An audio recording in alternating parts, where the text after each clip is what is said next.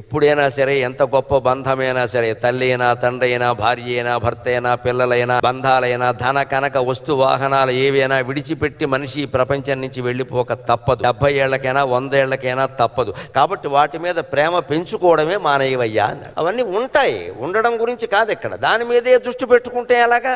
వదిలే, ఆ విషయాన్ని వదిలే. పెట్టుకునే ఆభరణం ఏదో పెట్టుకో. ఇంక అస్తమాను దానికేసి కంకణం కంకణం అంటే మనకంటే ముందు ఎవడో చూస్తాడు, పట్టుకుపోతాడు. ఊరికే చూస్తున్నాడు ఈయన దీనికేసి. నువ్వు దాన్ని చూడకుండా ఉంటే దాని మీద దృష్టి ఉండదు. ఎందుకు ఆ భయం ఎలాగో పోతుంది కదా.